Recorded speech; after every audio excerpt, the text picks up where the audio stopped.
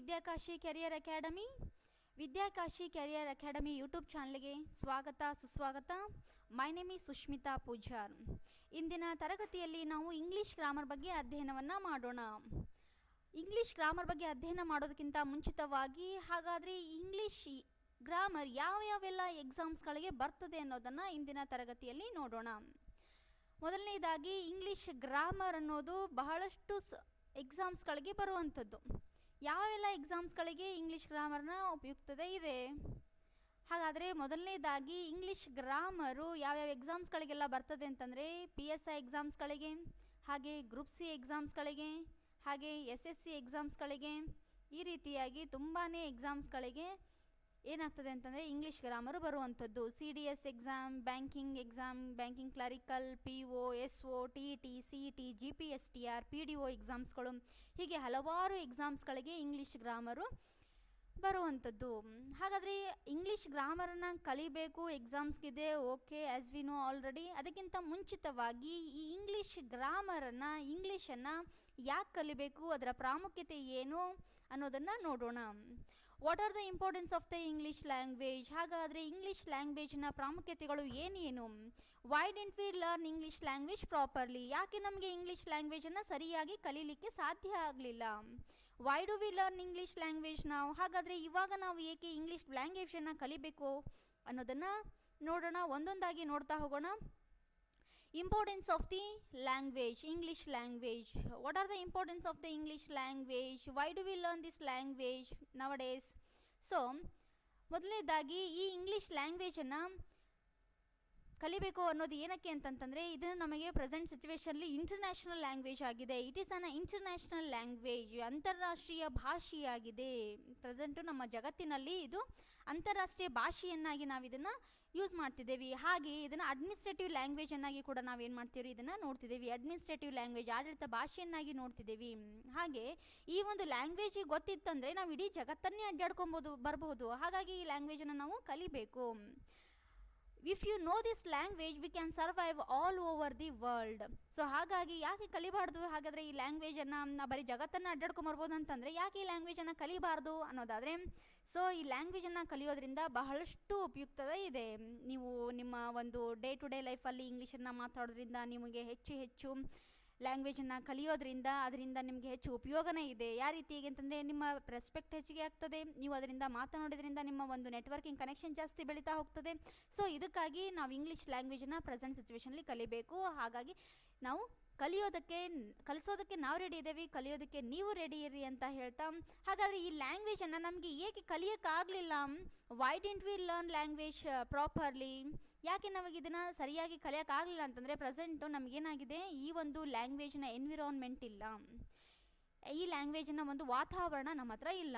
ಈ ಲ್ಯಾಂಗ್ವೇಜನ್ನು ಯಾಕಂದರೆ ನಾವು ಹುಟ್ಟಾನೆ ಏನಾಗ್ತದೆ ಅಂತಂದರೆ ನಾವು ಅಂಬೆಗಾಲಿಡ್ತಾನೆ ನಮ್ಮ ವಾತಾವರಣದಲ್ಲಿ ನಮ್ಮ ಮದರ್ ಟಂಗ್ ಕನ್ನಡ ಪ್ರತಿಯೊಬ್ಬರು ಕೂಡ ನಮ್ಮ ಅಮ್ಮ, ಅಪ್ಪ, ಅಕ್ಕ, ತಂಗಿ, ಅಣ್ಣ, ಚಿಕ್ಕಪ್ಪ, ದೊಡ್ಡಪ್ಪ, ಹೀಗೆ ಎಲ್ಲರೂ ಕೂಡ ಏನಪ್ಪ ಅಂತಂದರೆ ನಮ್ಮ ಕನ್ನಡ ಭಾಷೆಯನ್ನು ಮಾತಾಡ್ತಾನೆ ನಾವು ಅದನ್ನು ಮಾತಾಡ್ತಿರೋನ್ನ ಕೇಳಿಸ್ಕೊಂಡು ನಾವೇನು ಮಾಡಿದ್ದೀವಿ, ಸೊ ಅದೇ ರೀತಿಯಾಗಿ ಬೆಳೆದು ಬಂದ್ವಿ. ಹಾಗಾಗಿ ಅದನ್ನು ನಮ್ಗೆ ಯಾರು ಕಲಿಸೋ ಅವಶ್ಯಕತೆಯೇ ಇರಲಿಲ್ಲ. ಸೊ ಅದು ಹಾಗೆ ನಾವು ಹುಡ್ತಾನೆ ಬೆಳಿತಾನೆ ಅದು ನಮಗೆ ಬಂತು. ಆದರೆ ಇಂಗ್ಲೀಷ್ ಲ್ಯಾಂಗ್ವೇಜನ್ನು ನಮ್ಮ ಎನ್ವಿರಾನ್ಮೆಂಟಲ್ಲಿ ಯಾರೂ ಕೂಡ ಮಾತಾಡಲಿಲ್ಲ. ನಮ್ಮ ಅಪ್ಪ ಆಗಲಿ, ಅಮ್ಮ ಆಗಲಿ, ನಮ್ಮ ಚಿಕ್ಕಪ್ಪ, ದೊಡ್ಡಪ್ಪ, ಯಾರೇ ಆಗಿರಲಿ ನಮ್ಮ ಎನ್ವಿರಾನ್ಮೆಂಟಲ್ಲಿ ಈ ಲ್ಯಾಂಗ್ವೇಜನ್ನು ಯಾರು ಕೂಡ ಮಾತಾಡಲಿಲ್ಲ. ಹಾಗಾಗಿ ಈ ಲ್ಯಾಂಗ್ವೇಜನ್ನು ಕಲಿಯುವಂಥದ್ದು ಸ್ವಲ್ಪ ಇವಾಗ ಕಠಿಣ ಆಗ್ತಿದೆ. ಇವಾಗ ಕಲಿಲೇಬೇಕು ಅಂತ ಯಾಕೆ ಇಷ್ಟಪಡ್ತಿದ್ದೀರಾ ಅನ್ನೋದಾದರೆ ವೆರಿ ಸಿಂಪಲ್.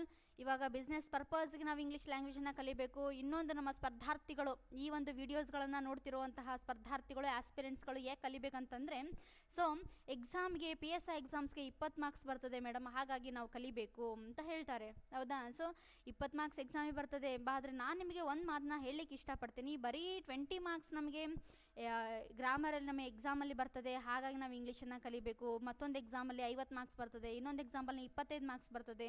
ಸೊ ಹಾಗಾಗಿ ಆ ಲ್ಯಾಂಗ್ವೇಜನ್ನು ಕಲಿಬೇಕು ಅಂತ ಅಂದ್ಕೊಂಡಿದ್ರೆ ಅದರಿಂದ ಸ್ವಲ್ಪ ಹೊರಗೆ ಬನ್ನಿ. So learn this language for sake of your life purpose. ಈಗ ನೀವು ಮೊದಲಿಗೆ ಈ ಒಂದು ಲ್ಯಾಂಗ್ವೇಜನ್ನು ನಿಮ್ಮ ಲೈಫ್ನಲ್ಲಿ ಅಳವಡಿಕೆ ಮಾಡ್ಕೊಳ್ಳಿ. ನಿಮ್ಮ ಲೈಫಲ್ಲಿ ಡೇ ಟು ಡೇ ಲೈಫಲ್ಲಿ ಇಂಗ್ಲೀಷನ್ನು ಮಾತಾಡ್ತಾ ಬನ್ನಿ. ಆವಾಗ ನೀವು ಎಕ್ಸಾಮಲ್ಲಿ ಈಸಿಯಾಗಿ ಇದರ ಮಾರ್ಕ್ಸನ್ನು ನೀವು ತೊಗೋಬಹುದು. Why do we learn this language ನಾವು ಅಂತಂದರೆ, ಸೊ ಇದು ಬಿಸ್ನೆಸ್ ಪರ್ಪಸ್ ಆಗಿ ನಾವು ಇದನ್ನು ಇವಾಗ ಪ್ರೆಸೆಂಟ್ ಸಿಚುವೇಶನಲ್ಲಿ ಯೂಸ್ ಮಾಡ್ತಿದ್ದೀವಿ. ಅದೇ ನಿಮಗೆ ಇಂಗ್ಲೀಷ್ ಲ್ಯಾಂಗ್ವೇಜ್ ಗೊತ್ತಾತಂದರೆ ಮುಂದಿನ ನಿಮ್ಮ ಒಂದು ಏನು ಒಂದು ಸಮಾಜದಲ್ಲಿ ಮಾತನಾಡುವಾಗ ನಿಮ್ಮ ಒಂದು ಪ್ರೆಸ್ಟೀಜನ್ನು ಕೂಡ ಏನು ಜಾಸ್ತಿ ಮಾಡ್ತದೆ. ಹೇಗೆ ಪ್ರೆಸ್ಟೀಜನ್ನು ಜಾಸ್ತಿ ಮಾಡ್ತದೆ? ನಿಮ್ಮ ಇಂಗ್ಲೀಷ್ನ ಬಳಕೆಯನ್ನು ಮಾಡಿದಾಗ ನಿಮ್ಮ ರೆಸ್ಪೆಕ್ಟ್ ಜಾಸ್ತಿ ಆಗ್ತಾ ಹೋಗ್ತದೆ ನೀವು ಮಾತನಾಡುವಾಗ. ಸೊ ನಾವು you have to learn this language. ಇಂದಿನ ಸೆಷನಲ್ಲಿ ನಾವು ಜಸ್ಟ್ ಸಿಲೆಬಸ್ನ ನೋಡ್ತಾ ಹೋಗೋಣ. ಹಾಗಾದರೆ ಯಾವ್ಯಾವ ಎಕ್ಸಾಮ್ಸ್ಗಳಿಗೆ ಯಾವ್ಯಾವ ಥರನಾಗಿ ಇಂಗ್ಲೀಷ್ ಮೇಲೆ ಕ್ವಶನ್ಸ್ಗಳನ್ನು ಕೇಳಿದ್ದಾರೆ ಹಿಂದಿನ ಒಂದು ಎಕ್ಸಾಮ್ಸ್ಗಳಲ್ಲಿ ಅಂತ ಹೇಳಿ ನೋಡ್ತಾ ಹೋಗೋಣ ಮುಂದಿನ ತರಗತಿಗಳಲ್ಲಿ. ಇಂದಿನ ತರಗತಿಯಲ್ಲಿ ಜಸ್ಟ್ ಸಿಲೆಬಸ್ಸನ್ನು ನಾನು ನಿಮಗೆ ಕೊಡ್ತಾ ಹೋಗ್ತೀನಿ ರೀ. ಹಾಗಾದರೆ ಮೊದಲನೇದಾಗಿ ಸೆಂಟೆನ್ಸಸ್. ಹಾಗಾದರೆ ಸೆಂಟೆನ್ಸಸ್ ನಮ್ಮ ಕ್ಲಾಸ್ನಲ್ಲಿ ನಾನು ಯಾವ ಹುಡುಗರನ್ನ ಕೇಳ್ತಾ ಇರ್ತೀನಿ ಏನಂತಂದರೆ ಸೆಂಟೆನ್ಸ್ ಅಂದರೆ ಏನು ರೀ ಅಂತ ಕೇಳಿದಾಗ ನಮ್ಮ ಹುಡುಗರು ಆನ್ಸರ್ ಮಾಡ್ತಿರ್ತಾರೆ ಏನಂತಂದರೆ ಸೆಂಟೆನ್ಸ್ ಈಸ್ ಅ ಸೊಂಟು ಪುಡಿ ನೀರಾಗಿ ಹಾಕೊಂಡು ಕುಡಿ ಅಂತ ಹೇಳ್ತಿರ್ತಾರೆ. ಹೌದಾ? ಜಸ್ಟ್ ಜೋಕ್ ಇದು.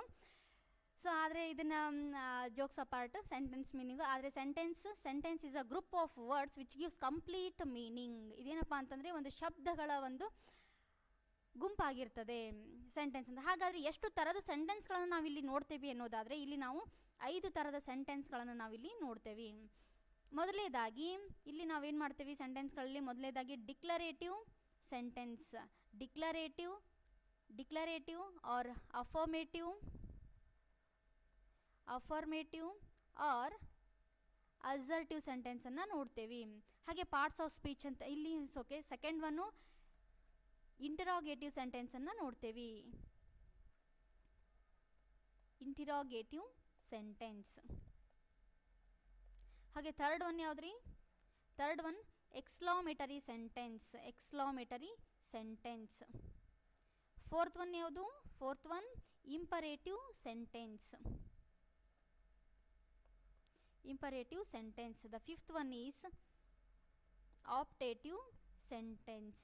ಹಾಗಾದರೆ ಇಲ್ಲಿ ಡಿಕ್ಲರೇಟಿವ್ ಸೆಂಟೆನ್ಸ್ ಅಂದರೆ ಏನು? ಡಿಕ್ಲರೇಟಿವ್ ಅಂತಂದರೆ ಇಲ್ಲಿ ನಾವು ಸರಳ ಸಾದಾ ವಾಕ್ಯಗಳನ್ನು ಇಲ್ಲಿ ಫ್ರೇಮ್ ಮಾಡುವಂಥದ್ದು. ಈಗ I go to college, I go to market, I go to temple, I come to Vidyakashi career academy. ಈ ರೀತಿಯಾಗಿ ಸಿಂಪಲ್ ಆಗಿ ನಾವೇನು ಮಾಡ್ಬೋದು ರೀ ಒಂದು ಎಕ್ಸಾಂಪಲ್ನ ತಗೊಳ್ಳುವಂಥದ್ದು. ಅದು ಡಿಕ್ಲರೇಟಿವ್ ಅಲ್ಲಿ. ಇದರಲ್ಲಿ ಯಾವುದೇ ರೀತಿಯಾದಂಥ ನೋ ನಾಟ್ ಫಾರ್ಮ್ಗಳನ್ನು ನಾವಿಲ್ಲಿ ಬಳಸೋದಿಲ್ಲ. ಪಾಸಿಟಿವ್ ವೇಲಿ ಸೆಂಟೆನ್ಸನ್ನು ನಾವು ಬಳಸ್ತೇವೆ. So next one interrogative sentence ಅಂದರೆ ಪ್ರಶ್ನೆಯನ್ನು ಮಾಡುವಂಥದ್ದು. ಯಾವ ರೀತಿಯಾಗಿ ಪ್ರಶ್ನೆಯನ್ನು ಮಾಡ್ತೀರಾ ನೀವು? ಒಂದು ಇಂಗ್ಲೀಷ್ನಲ್ಲಿ ಪ್ರಶ್ನೆಯನ್ನು ಮಾಡಬೇಕು ಅಂತಂತಂದರೆ ಮೊದಲಿಗೆ ಏನಿರಬೇಕು ರೀ? ಇಂಟರಾಗೇಟಿವ್ ಹೆಲ್ಪಿಂಗ್ ವರ್ಬ್ ಇರಬೇಕು. ಇರಬೇಕು. ಹಾಗೆ ನಂತರದಲ್ಲಿ ಸಬ್ಜೆಕ್ಟ್ ಇರಬೇಕು, ಅನಂತರದಲ್ಲಿ ಮೇನ್ ವರ್ಬ್ ಇರಬೇಕು, ಅನಂತರದಲ್ಲಿ ಆಬ್ಜೆಕ್ಟ್ ಇರಬೇಕು. ಈ ರೀತಿಯಾಗಿ ನಾವೇನು ಮಾಡ್ತೀವಿ? Next ends with question mark. ಈ ರೀತಿಯಾಗಿ ನಾವು ಸೆಂಟೆನ್ಸನ್ನು ಫ್ರೇಮ್ ಮಾಡಬೇಕಾಗಿರ್ತದೆ ಇಂಟರಾಗೇಟಿವ್ ಸೆಂಟೆನ್ಸ್. ಈಗಾದರೆ ಯಾವ ರೀತಿಯಾಗಿ ಒಂದು ಎಕ್ಸಾಂಪಲ್ ಕೊಡ್ತೀನಿ ಕೇಳಿ. Do you come to class ಕ್ವಶನ್ನ ಕೇಳುವಾಗ yes or no type question ಅಂತ ಹೇಳಿ ಕರಿತೇವೆ ಇದನ್ನು.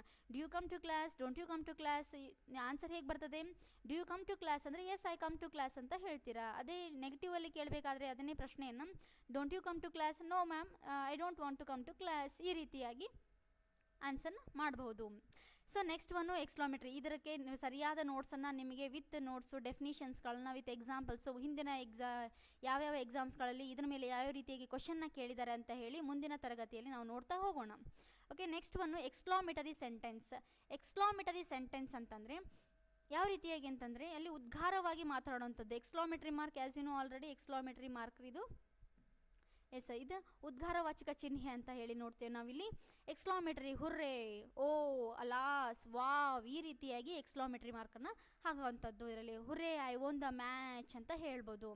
ಸೊ ನೆಕ್ಸ್ಟ್ ಒಂದು ಇಂಪರೇಟಿವ್ ಸೆಂಟೆನ್ಸಲ್ಲಿ ನಾವೇನು ಮಾಡ್ತೇವೆ ಅಂತಂದರೆ ಇದರಲ್ಲಿ ಆರ್ಡರ್ ಆಗಿರುವಂಥದ್ದು, ಕಮಾಂಡ್ ಆಗಿರುವಂಥದ್ದು, ಹಾಗೆ ಸಜೆಸ್ಟ್ ಕೊಡುವಂಥದ್ದು, ರಿಕ್ವೆಸ್ಟ್ ಕೊಡುವಂಥದ್ದು, ಈ ರೀತಿಯಾಗಿ ನಾವು ಇಂಪರೇಟಿವ್ ಸೆಂಟೆನ್ಸ್ಗಳನ್ನು ಯೂಸ್ ಮಾಡ್ತೇವೆ. ಹಾಗಾದರೆ ಇಂಪರೇಟಿವ್ ಸೆಂಟೆನ್ಸ್ ಫಾರ್ ಎಕ್ಸಾಂಪಲ್ ಹೇಳಬೇಕಂದ್ರೆ go there, look at here, take this one, hold this pen. So ಈ ರೀತಿಯಾಗಿ ನಾವು ಮಾತಾಡೋದು ಎಕ್ಸಾಂಪಲ್ಗೆ ಇಂಪರೇಟಿವ್ ಸೆಂಟೆನ್ಸ್ಗೆ ಇರುವಂಥದ್ದು. ನೆಕ್ಸ್ಟ್ ಒಂದು optative sentence it means wish or curse ಅಂತ ಹೇಳಿದ ಹಾಗೆ. ವಿಶ್ ಆರ್ ಕರ್ಸ್ ಯಾವ ರೀತಿಯಾಗಿ ವಿಶನ್ನು ಯಾವ ರೀತಿಯಾಗಿ ಮಾಡ್ತೀರಾ? Happy birthday, many happy returns of the day, happy married life, ಈ ರೀತಿಯಾಗಿ ವಿಶಸ್ ಮಾಡ್ತೀರಾ. ಅದೇ ಕರ್ಸ್ ಮಾಡಿ ಅಂತಂದರೆ ಕರ್ಸನ್ನು ಮಾಡುವಂಥದ್ದು ಗೋ ಟು ಹೆಲ್ ಅಂತ ಹೇಳಿ ಈ ರೀತಿಯಾಗಿ ಕರ್ಸ್ ಮಾಡುವಂಥದ್ದು ಅಂದರೆ ಶಾಪ ಹಾಕುವಂಥದ್ದು.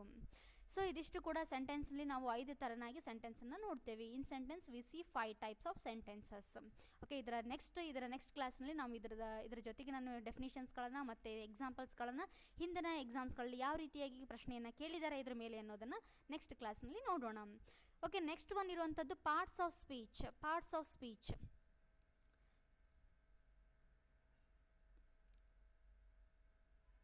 ಸೊ ಪಾರ್ಟ್ಸ್ ಆಫ್ ಸ್ಪೀಚಲ್ಲಿ ನಾವೇನು ಮಾಡ್ತೇವೆ ರೀ, ಪಾರ್ಟ್ಸ್ ಆಫ್ ಸ್ಪೀಚ್ ಎಷ್ಟಿದಾವೆ ರೀ? ಪಾರ್ಟ್ಸ್ ಆಫ್ ಸ್ಪೀಚಲ್ಲಿ ನಾವೇನು ಮಾಡ್ತೇವೆ ರೀ, 8 ಥರದ ಪಾರ್ಟ್ಸ್ ಆಫ್ ಸ್ಪೀಚ್ಗಳನ್ನು ನೋಡ್ತೇವೆ. ಎಷ್ಟು ಥರದ ಪಾರ್ಟ್ಸ್ ಆಫ್ ಸ್ಪೀಚ್ ನೋಡ್ತೇವೆ ರೀ?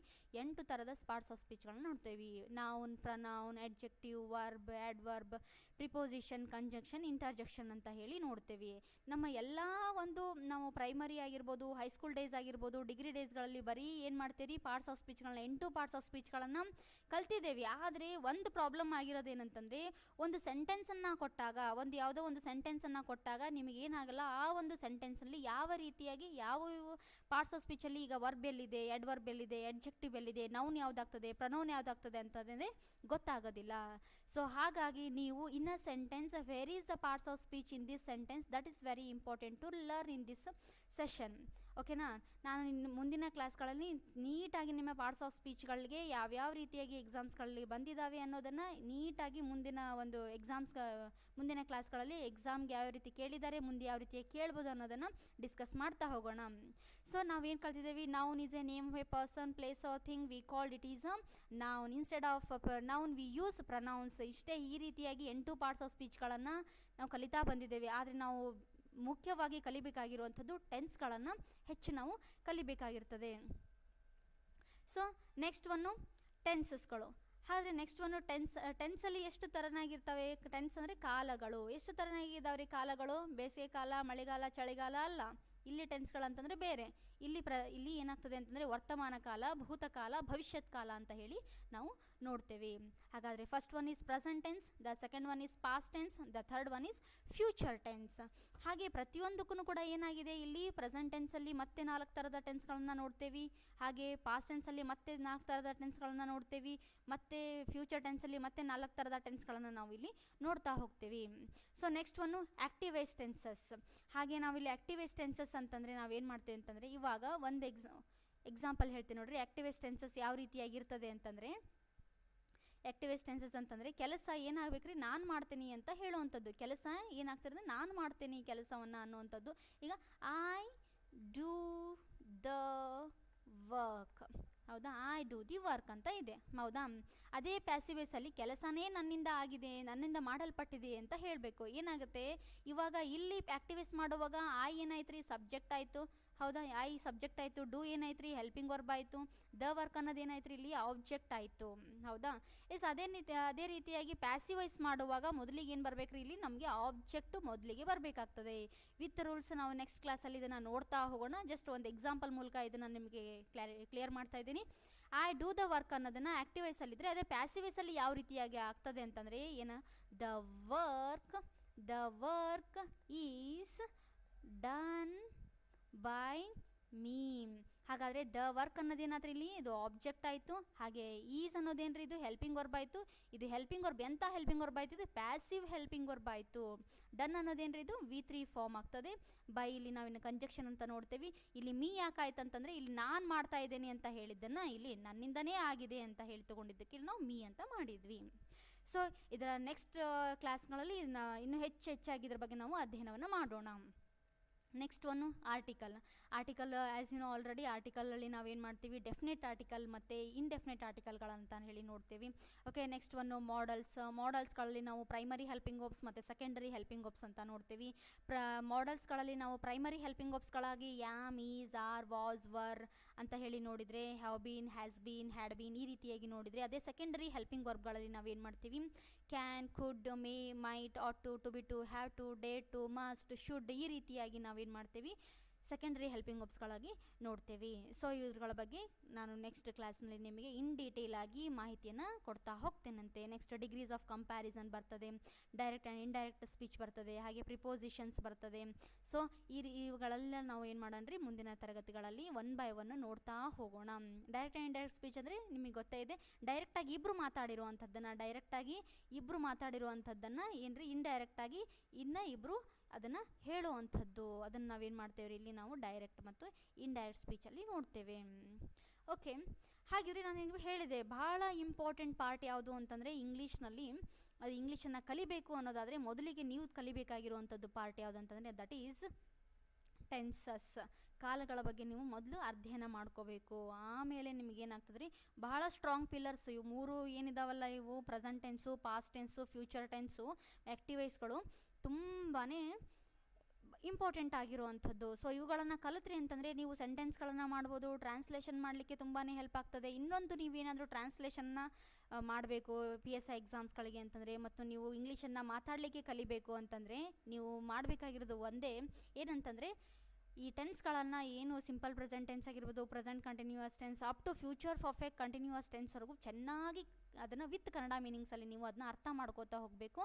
ಆದರೆ ಯಾವ್ಯಾವ ರೀತಿಯಾಗಿ ಇಂಟ್ರಾಗೇಟಿವ್ ಮಾಡಬೇಕು, ಯಾವ ರೀತಿಯಾಗಿ ನೆಗೆಟಿವ್ ಮಾಡಬೇಕು, ಹಾಗಾದರೆ ಎಲ್ಲಿ ಹೆಲ್ಪಿಂಗ್ ವರ್ಬ್ ಬರ್ತದೆ, ಎಲ್ಲಿ ಮೇನ್ ವರ್ಬ್ ಬರ್ತದೆ, ಇದನ್ನು ಸ್ವಲ್ಪ ಚೆನ್ನಾಗಿ ಕಲಿತಾ ಹೋಗಬೇಕು.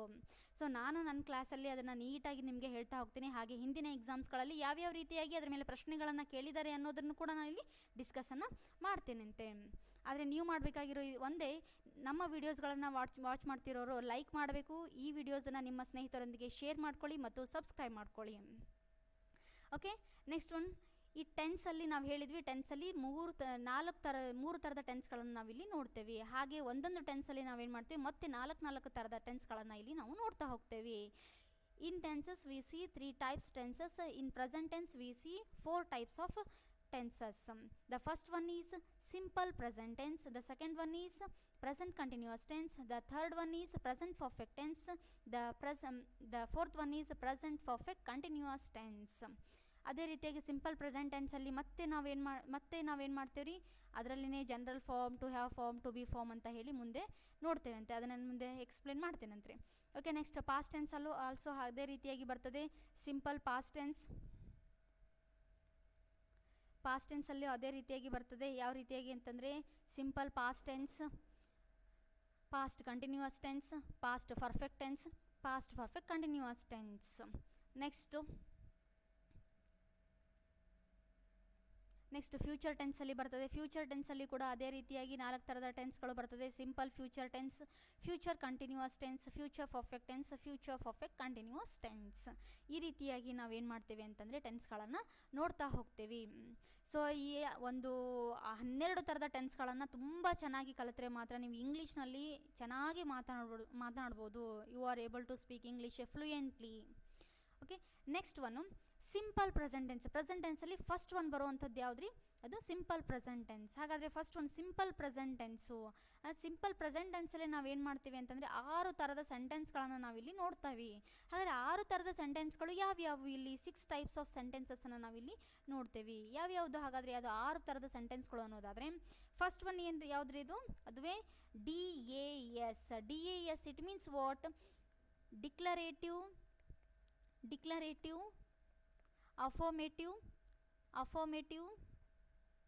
affirmative, sentence. Next one DNS. DNS it means declarative, negative sentence. The third one is IAS. IAS ಅಂತಂದರೆ ನಾಟ್ ಇಂಡಿಯನ್ ಅಡ್ಮಿನಿಸ್ಟ್ರೇಟಿವ್ ಸರ್ವಿಸ್. ಏನಪ್ಪ ಅಂತಂದರೆ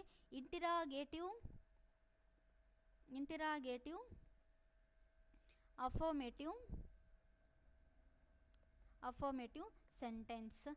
ನೆಕ್ಸ್ಟ್ ಒನ್ನು INS. INS ಅಂತಂದರೆ interrogative, negative sentence. Next one WHIAS. WHIAS ಅಂದರೆ WH word interrogative affirmative sentence. Next one WHINS ಅಂತಂದರೆ WH word interrogative negative sentence. ಹಾಗಾದರೆ ಇಲ್ಲಿ first one ಯಾವುದಪ್ಪ ಅಂತಂದರೆ ಡಿಕ್ಲರೇಟಿವ್ ಅಫರ್ಮೇಟಿವ್ ಸೆಂಟೆನ್ಸ್ DAS ಅನ್ನು ನೋಡೋಣ. ಹಾಗಾದರೆ declarative affirmative sentence simple present ಟೆನ್ಸಲ್ಲಿ ಯಾವ ರೀತಿಯಾಗಿ ನಾವು ಯೂಸ್ ಮಾಡ್ತೀವಿ ಅನ್ನೋದಾದರೆ, ಸೊ ಇವಾಗ ನಾನು ನಿಮಗೆ ಒಂದು ಎಕ್ಸಾಂಪಲ್ನ ಕೊಡ್ತೇವೆ. ಸಿಂಪಲ್ ಪ್ರೆಸೆಂಟ್ ಟೆನ್ಸಲ್ಲಿ ನಾವೇನು ಮಾಡ್ತೀವಿ, ಜನರಲ್ ಫಾರ್ಮಲ್ಲಿ ಏನು ಮಾಡ್ತೀವಿ, ಅಲ್ಲಿ ಡೂ ಬಾರ್ ಡಸ್ಗಳನ್ನು ಇಲ್ಲಿ ನಾವೇನು ಮಾಡ್ತೀವಿ, ಹೆಲ್ಪಿಂಗ್ ವರ್ಬ್ಗಳನ್ನಾಗಿ ತಗೋತೀವಿ, ಡೂ ಬಾರ್ ಡಸ್ಗಳನ್ನು. ಸೊ ಇಲ್ಲಿ ಒಂದು ಎಕ್ಸಾಂಪಲ್ನ ಕೊಡ್ತೇನೆ ನಾನು ನಿಮಗೆ. ಆದರೆ DAS ಅಲ್ಲಿ ನಾವೇನು ಮಾಡೋ ಹಾಗಿಲ್ಲ, ಯಾವುದೇ ಹೆಲ್ಪಿಂಗ್ ವರ್ಬ್ಗಳನ್ನು ನಾವು ಬಳಸೋದಿಲ್ಲ ಸಿಂಪಲ್ ಪ್ರೆಸೆಂಟ್ ಟೆನ್ಸಲ್ಲಿ. ಈಗ ಐ ಕಮ್ ಟು ಕ್ಲಾಸ್ ಅಂತ ಇದೆ, ಹೌದಾ. ಇಲ್ಲಿ ಐ ಅನ್ನೋದೇನ್ರಿ, ಇದು ಇಲ್ಲಿ ಐ ಅನ್ನೋದು ಸಬ್ಜೆಕ್ಟ್ ಆಗ್ತದೆ, ಕಮ್ ಅನ್ನೋದು ಮೇನ್ ವರ್ಬ್ ಆಗ್ತದೆ, ಟು ಕ್ಲಾಸ್ ಅನ್ನೋದೇನು ಆಗ್ತದೆ, ಇಲ್ಲಿ ಆಬ್ಜೆಕ್ಟ್ ಆಗ್ತದೆ. ಇಲ್ಲಿ ಫುಲ್ ಪಾಯಿಂಟ್, ಹೌದಾ, ಎಂಡ್ಸ್ ವಿತ್ ಫುಲ್ ಪಾಯಿಂಟ್. ಹಾಗಾದರೆ ಇಲ್ಲಿ ಒಂದು ಸೆಂಟೆನ್ಸ್ನ ಮಾಡಿದೆ, ಐ ಕಮ್ ಟು ಕ್ಲಾಸ್, ನಾನು ತರಗತಿಗೆ ಬರುತ್ತೇನೆ. ಇಲ್ಲಿ ಯಾವ ರೀತಿಯಾಗಿ ಬಂತು, ಇಂಗ್ಲೀಷಲ್ಲಿ ಸೆಂಟೆನ್ಸ್ ಮಾಡುವಾಗ ಸಬ್ಜೆಕ್ಟ್ ಬಂತು, ಮೇನ್ ವರ್ಬ್ ಬಂತು, ಪ್ಲಸ್ ಏನಾಯಿತು, ಆಬ್ಜೆಕ್ಟ್ ಬಂತು. ಅದೇ ಕನ್ನಡದಲ್ಲಿ ಇದನ್ನು ಟ್ರಾನ್ಸ್ಲೇಟ್ ಮಾಡಿದಾಗ ಸಬ್ಜೆಕ್ಟ್ ಬಂತು, ಪ್ಲಸ್ ಆಬ್ಜೆಕ್ಟ್ ಬರ್ತದೆ, ಮತ್ತು ಲಾಸ್ಟ್ ಒನ್ ಏನಾಗ್ತದೆ, ವರ್ಬ್ ಬರ್ತದೆ. ಸೊ ಇಲ್ಲಿ ನಾನು ತರಗತಿಗೆ ಬರುತ್ತೇನೆ, ಹೌದಾ. ಇದರ ಕನ್ನಡ ಮೀನಿಂಗ್ಗಳನ್ನು ನಿಮಗೆ ಮುಂದಿನ ಕ್ಲಾಸ್ಗಳಲ್ಲಿ ಇದನ್ನು ಕೊಡ್ತಾ ಹೋಗ್ತೇನೆ ಅಂತ ಇನ್ ಡೀಟೇಲ್ ಆಗಿ ಒಂದರ ಈ ಸಿಂಪಲ್ ಪ್ರೆಸೆಂಟ್ ಟೆನ್ಸ್ DAS ಫಾರ್ಮಲ್ಲೇ ನಾವು ಒಂದು ಕ್ಲಾಸನ್ನು ಮಾಡೋಣಂತೆ ನೆಕ್ಸ್ಟ್ ಕ್ಲಾಸಲ್ಲಿ. ನೆಕ್ಸ್ಟ್ ಒನ್ನು DNS ಅಂತಂದರೆ ಏನ್ರಿ, DNS ಅಂತಂದರೆ ಇಲ್ಲಿ ಡಿಕ್ಲರೇಟಿವ್ ನೆಗೆಟಿವ್ ಸೆಂಟೆನ್ಸ್ ಯಾವ ರೀತಿಯಾಗಿ ಮಾಡುವಂಥದ್ದು. ಡಿಕ್ಲರೇಟಿವ್ ನೆಗೆಟಿವ್ ಅಂದರೆ ಇಲ್ಲಿ ಸರಳ ಸಾಧಾವಾಕ್ಯಗಳನ್ನ ನಕಾರಾತ್ಮಕವಾಗಿ ಮಾತಾಡುವಂಥದ್ದು. ಅಲ್ಲಿ ಸಕಾರಾತ್ಮಕವಾಗಿ ಮಾತಾಡಿದ್ವಿ ಎಲ್ಲಿ, DAS ಅಲ್ಲಿ. ಇಲ್ಲಿ DNS ಅಂತಂದರೆ ಇಲ್ಲಿ ಡಿಕ್ಲರೇಟಿವ್ ನೆಗೆಟಿವ್ ಸೆಂಟೆನ್ಸ್. ಈ ಒಂದು ವಾಕ್ಯವನ್ನು ನಾನು ಕ್ಲಾಸ್ಗೆ ಬರುತ್ತೇನೆ ಅನ್ನೋದು ಸಕಾರಾತ್ಮಕವಾಗಿದ್ದರೆ, ಪಾಸಿಟಿವ್ ವೇದಲ್ಲಿ ಸೆಂಟೆನ್ಸ್ ಆಗಿತ್ತಂತಂದರೆ ಇದನ್ನು ನಾವೇನು ಮಾಡೋಣ, ಇವಾಗ ನೆಗೆಟಿವ್ ಅಲ್ಲಿ ಮಾಡುವಂಥದ್ದು. ಯಾವ ರೀತಿಯಾಗಿ, I don't come to class, ಇದರಲ್ಲಿ ನಾವೇನು ಮಾಡಿದ್ವಿ, ಇದನ್ನು ನೆಗೆಟಿವ್ ಆಗಿ ಮಾತಾಡುವಂಥದ್ದು. I is the subject here, don't is the helping verb, declarative helping verb, come is the main verb and to class is the object. ಹಾಗಾದರೆ ಇದನ್ನು ನಾವು ನೆಗೆಟಿವ್ ಅಲ್ಲಿ ಮಾಡಿದ್ವಿ, ನಾನು ತರಗತಿಗೆ ಬರುವುದಿಲ್ಲ ಅಂತ ಹೇಳಿದ್ವಿ. ಸೊ ಅದನ್ನೇ ನಾವು IAS ಅಲ್ಲಿ ಯಾವ ರೀತಿಯಾಗಿ ಮಾಡ್ತೀವ್ರಿ, IAS ಅಲ್ಲಿ ಯಾವ ರೀತಿಯಾಗಿ ಇದನ್ನು ಆಗ್ತದೆ ಅಂತಂದರೆ, ಇಂಟ್ರಾಗೇಟಿವ್ ಅಫರ್ಮೇಟಿವ್ ಸೆಂಟೆನ್ಸಲ್ಲಿ ಕ್ಲಾಸಿಗೆ ನಾನು ಬರುತ್ತೇನೆ, that is DAS, I come to class. And DNS ಅಲ್ಲಿ I don't come to class ಅಂದರೆ ಡಿಕ್ಲರೇಟಿವ್ ನೆಗೆಟಿವ್ ಸೆಂಟೆನ್ಸಲ್ಲಿ ನಾನು ಕ್ಲಾಸಿಗೆ ಬರೋದಿಲ್ಲ ಅಂತಾದರೆ, ಅದೇ IAS ಅಲ್ಲಿ ನಾನು ಕ್ಲಾಸಿಗೆ ಬರುತ್ತೇನೆಯೇ ಆಗ್ತದ. ಎಸ್, ಹಾಗಾದರೆ ಇಲ್ಲಿ ನಾವೇನು ನೋಡ್ತೀವಿ ಅಂತಂದರೆ ಇಂಟ್ರಾಗೇಟಿವ್ ಅಲ್ಲಿ ಪ್ರಶ್ನೆಯನ್ನು ಮಾಡುವಂಥದ್ದು. ಇಂಟ್ರಾಗೇಟಿವ್ ಅಂತಂದರೆ ಏನ್ರಿ, ಪ್ರಶ್ನೆಯನ್ನು ಮಾಡುವಂಥದ್ದು. ಅದು ಯಾವ ರೀತಿಯಾಗಿ ಪ್ರಶ್ನೆಯನ್ನು ಮಾಡುವಂಥದ್ದು, ಸಕಾರಾತ್ಮಕವಾಗಿ ಪ್ರಶ್ನೆಯನ್ನು ಮಾಡುವಂಥದ್ದು. So do you come to class ಕೇಳ್ಬೋದಲ್ವಾ ಈ ರೀತಿಯಾಗಿ, do you come to class. So question mark. So do ಇದು ಏನಾಗ್ತದೆ ಇಲ್ಲಿ, ಇಂಟ್ರಾಗೇಟಿವ್ ಹೆಲ್ಪಿಂಗ್ ವರ್ಬ್ ಆಗ್ತದೆ, ಯು ಅನ್ನೋದು ಇಲ್ಲಿ ಸಬ್ಜೆಕ್ಟ್ ಆಗ್ತದೆ, ಕಮ್ ಅನ್ನೋದು ಏನಾಗ್ತದೆ ಇಲ್ಲಿ ಮೇನ್ ವರ್ಬ್ ಆಗ್ತದೆ, ಟು ಕ್ಲಾಸ್ ಅನ್ನೋದು ಇಲ್ಲಿ ಆಬ್ಜೆಕ್ಟ್ ಆಗ್ತದೆ. So next ends with question mark, ಇದು ಪ್ರಶ್ನೆ ಆಗಿರೋದ್ರಿಂದ ಇಲ್ಲೇನಾಗ್ತದೆ ಲಾಸ್ಟಿಗೆ ಇದು ಕ್ವಶನ್ ಮಾರ್ಕಿಂದ ಎಂಡ್ ಆಗ್ತದೆ ಸೆಂಟೆನ್ಸು. ಹಾಗಾದರೆ do you come to class ಅನ್ನೋದೇನಾಗ್ತದೆ, ನೀನು ತರಗತಿಗೆ ಬರುತ್ತೀಯಾ ಅಂತ ಆಗ್ತದೆ. ಇದನ್ನೇ ನೆಗೆಟಿವ್ ಅಲ್ಲಿ ಯಾವ ರೀತಿಯಾಗಿ ಮಾಡ್ತೀರಾ, ನೆಗೆಟಿವ್ ಆಗಿ ಪ್ರಶ್ನೆಯನ್ನು ಕೇಳಬೇಕಾಗಿತ್ತು ಅಂತಂದರೆ, ಸೊ ಚೇಂಜ್ ಮಾಡಿರಿ, ಸಣ್ಣದಾಗಿ ಚೇಂಜ್ ಆಗ್ತದೆ. ಇಲ್ಲಿ ಅಲ್ಲಿ do you come to class ಇದ್ದಿದ್ದು ಪ್ಲಸ್ ಇದಕ್ಕೆ ನಾಟ್ ಫಾರ್ಮನ್ನು ಜಸ್ಟ್ ಆ್ಯಡ್ ಮಾಡುವಂಥದ್ದು. ಹಾಗಾದರೆ don't you come to class question mark. ಹಾಗಾದರೆ ಡೋಂಟ್ ಅನ್ನೋದೇನ್ರಿ, ಇದು ಇಂಟ್ರಾಗೇಟಿವ್ ಹೆಲ್ಪಿಂಗ್ ವರ್ಬ್. ಇಲ್ಲಿ ನಾಟ್ ಫಾರ್ಮನ್ನು ಸೇರಿಸಿದ್ವಿ. ಯಾಕೆ ನಾಟ್ ಫಾರ್ಮ್ ಸೇರಿಸಿದ್ವಿ ಅಂತಂದರೆ ಇದು ನೆಗೆಟಿವ್ ಸೆಂಟೆನ್ಸ್ ಆಗಿರೋದ್ರಿಂದ. ಸೊ ನೆಕ್ಸ್ಟ್ ಯು ಅನ್ನೋದೇನ್ರಿ, ಇದು ಸಬ್ಜೆಕ್ಟ್ ಆಗಿರ್ತದೆ. ನೆಕ್ಸ್ಟ್ ಕಮ್ ಅನ್ನೋದೇನ್ರಿ, ಇದು ಮೇನ್ ವರ್ಬ್ ಆಗಿರ್ತದೆ. ಟು ಕ್ಲಾಸ್ ಅನ್ನೋದೇನ್ರಿ, ಕ್ಲಾಸ್ ಅನ್ನೋದು ಆಬ್ಜೆಕ್ಟ್ ಆಗಿರ್ತದೆ. ಎಸ್, ಹಾಗಾದರೆ ನೀನು ಕ್ಲಾಸಿಗೆ ಬರುವುದಿಲ್ಲವೇ. ಎಸ್, ನೆಕ್ಸ್ಟ್ ಒನ್ ಅದನ್ನೇ ಇನ್ನೊಂದು ಥರದ ಸೆಂಟೆನ್ಸಲ್ಲಿ ನೋಡುವಂಥದ್ದು. ಯಾವ ಥರ ಆಗಿ ಅಂತಂದರೆ WHIAS ಅಲ್ಲಿ ಮಾಡುವಂಥದ್ದು. WHIAS ಅಂತಂದರೆ WH ವರ್ಡ್ ಹಾಕುವಂಥದ್ದು. ಹಾಗಾದರೆ WH ವರ್ಡ್ಸ್ಗಳು ಯಾವ್ಯಾವು, WH ವರ್ಡ್ಸ್ಗಳು ಯಾವ್ಯಾವು ಅಂತಂದರೆ ವಾಟ್ ಆಗಿರ್ಬೋದು, when, who, where, why, how much, how long, how many, ಈ ರೀತಿಯಾಗಿ WH ವರ್ಡ್ಸ್ಗಳನ್ನು ಹಾಕುವಂಥದ್ದು. ಈಗ WH ವರ್ಡ್ ಹಾಕಿ ಇಂಟ್ರಾಗೇಟಿವ್ ಅಫರ್ಮೇಟಿವ್ ಅಲ್ಲಿ ಸೆಂಟೆನ್ಸನ್ನು ಮಾಡುವಂಥದ್ದು. ಯಾವ ರೀತಿಯಾಗಿ ಅಫರ್ಮೇಟಿವ್ ಸೆಂಟೆನ್ಸ್, ಇವಾಗ ಕೇಳಿದೆ ನಾನು do you come to class IAS ಆಯಿತು. ಅದೇ INS ಅಲ್ಲಿ ಏನು ಮಾಡಿದ್ರೆ don't you come to class, ನೀನು ತರಗತಿಗೆ ಬರುವುದಿಲ್ಲವೇ ಅಂತ ಕೇಳಿದಾಗ, ಈಗ WHIAS ಅಲ್ಲಿ ಯಾವ ರೀತಿಯಾಗಿ ಮಾಡ್ತೀನಿ ಅಂದರೆ ನೀನು ಏಕೆ ತರಗತಿಗೆ ಬರುತ್ತೀಯಾ. ಸೊ ಅದನ್ನು ಯಾವ ರೀತಿಯಾಗಿ ಪ್ರಶ್ನೆಯನ್ನು ಮಾಡಬೇಕು, why why do you come to class. Why do you come to class ends with the question mark. ಹೌದಾ? ಹಾಗಾದರೆ ಇಲ್ಲಿ ವೈ ಅನ್ನೋದು ಏನಾಯಿತು, ಇಲ್ಲಿ WH ವರ್ಡ್ ಆಯಿತು, ಡೂ ಅನ್ನೋದು ಡಿಕ್ಲರೇಟ್ ಇಂಟ್ರೋಗೇಟಿವ್ ಹೆಲ್ಪಿಂಗ್ ವರ್ಬ್ ಆಯಿತು. ಸೊ ಯು ಅನ್ನೋದು subject, come it is a main verb and to class is the object. It ends with the question mark because it is a questionable sentence. ಹಾಗಾದರೆ ನೀನು ಏಕೆ ತರಗತಿಗೆ ಬರುತ್ತೀಯಾ, ಇದನ್ನೇ ಇನ್ನೊಂದು ಥರನಾಗಿ ಸೆಂಟೆನ್ಸನ್ನು ನೋಡೋಣ. ಸಿಂಪಲ್ ಪ್ರೆಸೆಂಟ್ ಟೆನ್ಸಲ್ಲಿ ಲಾಸ್ಟ್ ಒನ್ನು WHINS. ಯಾವ ರೀತಿಯಾಗಿ WHINS ಅಂತಂದರೆ WH ವರ್ಡನ್ನೇ ಹಾಕುವಂಥದ್ದು. WH ವರ್ಡನ್ನು ಹಾಕಿ ಅಲ್ಲಿ ನೆಗೆಟಿವ್ ಆಗಿ ಪ್ರಶ್ನೆಯನ್ನು ಕೇಳುವಂಥದ್ದು. Why do you come to class ಇದ್ದಿದ್ದು ಇವಾಗ ಜಸ್ಟ್ ನೆಗೆಟಿವ್ ಫಾರ್ಮಲ್ಲಿ ಯಾವ ರೀತಿಯಾಗಿ ಮಾಡ್ತೀರಾ ಇದನ್ನು, why don't you come to class, why don't you come to class question mark. ಹಾಗಾದರೆ ವೈ ಅನ್ನೋದೇನು ರೀ, ಇಲ್ಲಿ ಇದು WH ವರ್ಡ್ ಆಯಿತು, ಡೋಂಟ್ ಅನ್ನೋದು ಇಂಟ್ರಾಗೇಟಿವ್ ಹೆಲ್ಪಿಂಗ್ ವರ್ಬ್ ಆಯಿತು, ಯು ಅನ್ನೋದು ಸಬ್ಜೆಕ್ಟ್ ಆಯಿತು, ಕಮ್ ಅನ್ನೋದು main verb and to class is the object. It ends with the question mark. The sentence ends with the question mark. ಯಾಕಂತಂದರೆ ಇದು ಕ್ವಶನೇಬಲ್ ಸೆಂಟೆನ್ಸ್ ಆಗಿರುತ್ತೆ. ಹಾಗಾದರೆ ನೀನು ಏಕೆ ತರಗತಿಗೆ ಬರುವುದಿಲ್ಲ. ಸೊ ಈ ರೀತಿಯಾಗಿ ನಾವೇನು ಮಾಡ್ತೇವೆ, ಸಿಂಪಲ್ ಪ್ರೆಸೆಂಟ್ ಟೆನ್ಸಲ್ಲಿ 6 ಥರದ ಸೆಂಟೆನ್ಸ್ಗಳನ್ನು ನಾವು ನೋಡ್ತೇವೆ. ಸೊ ಈ ರೀತಿಯಾಗಿ ನಾವು ಸಿಂಪಲ್ ಪ್ರೆಸೆಂಟ್ ಟೆನ್ಸಿಂದ ಹಿಡ್ಕೊಂಡು ಯಾವ 12 ಥರದ ಸೆಂಟೆನ್ಸ್ಗಳನ್ನ ಹೇಳಿದೆ. In present tense we see 4 sub tenses. The first one is simple present tense, the second one is present continuous tense, the third one is present perfect tense, the fourth one is present perfect continuous tense. In past tense also same thing, simple past tense, past continuous tense, past perfect tense, past perfect continuous tense. ಹಾಗೆ future ಟೆನ್ಸಲ್ಲೂ ಕೂಡ same ಆಗ್ತದೆ. Simple future tense, future continuous tense, future perfect tense, future perfect continuous tense. Future perfect continuous ಟೆನ್ಸ್ವರೆಗೂ ಕೂಡ ನಾವು DAS ಇಂದ ಹಿಡ್ಕೊಂಡು WHINS ವರೆಗೂ ನಾವೇನು ಮಾಡ್ತೀವಿ, ಸೆಂಟೆನ್ಸ್ಗಳನ್ನು ಫ್ರೇಮ್ ಮಾಡ್ತೀವಿ. ಸೊ ಯಾವ್ಯಾವ ರೀತಿಯಾಗಿ ಮಾಡ್ತೇವೆ, ಹಾಗಾದರೆ ಹಿಂದಿನ ಎಕ್ಸಾಮ್ಸ್ಗಳಲ್ಲಿ ಇದ್ರ ಮೇಲೆ ಯಾವ ರೀತಿಯಾಗಿ ಪ್ರಶ್ನೆಯನ್ನು ಕೇಳಿದ್ದಾರೆ, ಮುಂದೆ ಯಾವ ರೀತಿಯಾಗಿ ಕೇಳ್ಬೋದು, ಸೊ ನಾವು ಯಾವ ರೀತಿಯಾಗಿ ವರ್ಕನ್ನು ಮಾಡಬೇಕು ಈ ಒಂದು ಪಾರ್ಟ್ ಮೇಲೆ. ಹಾಗೆ ನೀವೇನಾದರೂ ಸ್ಪೋಕನ್ ಇಂಗ್ಲೀಷನ್ನು ಕಲಿಬೇಕು ಅಂದ್ಕೊಳ್ಳಿದ್ರೆ, ಯಾರಾದರೂ ನೀವು ಮಾತಾಡಬೇಕು, ಇಂಗ್ಲೀಷಲ್ಲಿ ಮಾತಾಡಲಿಕ್ಕೆ ಹಂಬಲ ಇತ್ತಂತಂದರೆ ನೀವು ಇದರ ಒಂದು ಉಪಯೋಗವನ್ನು ಪಡ್ಕೊಂಡು ನೀವು ಮಾತಾಡ್ಬೋದು. ಮುಂದಿನ ಕ್ಲಾಸ್ನಲ್ಲಿ ಕೂಡ ಸ್ಪೋಕನ್ ಇಂಗ್ಲೀಷಲ್ಲಿ ಕೂಡ ಇದನ್ನು ಯಾವ ರೀತಿಯಾಗಿ ಮಾಡ್ಬೋದು, ಮತ್ತು ನಮ್ಮ ಟ್ರಾನ್ಸ್ಲೇಷನಲ್ಲಿ ಇದನ್ನು ಯಾವ ರೀತಿಯಾಗಿ ನಾವು ಅಳವಡಿಕೆ ಮಾಡ್ಕೋಬೋದು ಅನ್ನೋದನ್ನು ನಾವು ನೆಕ್ಸ್ಟ್ ಕ್ಲಾಸಿಂದ ನೋಡ್ತಾ ಹೋಗೋಣ. ಓಕೆ, ಇದಿಷ್ಟು ಕೂಡ ಇಂದಿನ ಒಂದು ಕ್ಲಾಸ್ ಆಗಿತ್ತು. ಸೊ ಈಗ ವಿದ್ಯಾಕಾಶಿ ಕೆರಿಯರ್ ಅಕಾಡೆಮಿ ಧಾರವಾಡನಲ್ಲಿ ಶಿಕ್ಷಕರ ನೇಮಕಾತಿ ಇವಾಗಲೇ ಕಾಲ್ ಆಗಿರುವಂಥದ್ದು. ಶಿಕ್ಷಕರ ನೇಮಕಾತಿಯಲ್ಲಿ ನಾವು ಗ್ರ್ಯಾಜುಯೇಟ್ ಪ್ರೈಮರಿ ಸ್ಕೂಲ್ ಟೀಚರ್ ರಿಕ್ರೂಟ್ಮೆಂಟನ್ನು ಇಲ್ಲಿ ಕರೆಯಲಾಗಿದೆ. ಸೊ ಅದರ ಒಂದು ಕ್ಲಾಸನ್ನು ಕೂಡ ಇಲ್ಲಿ ಬ್ಯಾಚ್ ಕ್ಲಾಸ್ ಇಲ್ಲಿ ನಡೀತಾ ಇದೆ. ಹಾಗಾಗಿ ನೀವು ಏನಾದರೂ ಶಿಕ್ಷಕರ ತರಬೇತಿಯನ್ನು ತೆಗೆದುಕೊಳ್ಬೇಕಂತಂದರೆ ಇವಾಗ ಪ್ರೆಸೆಂಟ್ ಕ್ಲಾಸಸ್ಗಳು ನಡೀತಿದ್ದಾವೆ, ಬೇಗ ಬಂದು ಅಡ್ಮಿಷನ್ನ ಮಾಡ್ಕೋಬೇಕಾಗಿ ತಿಳಿಸುವಂಥದ್ದು.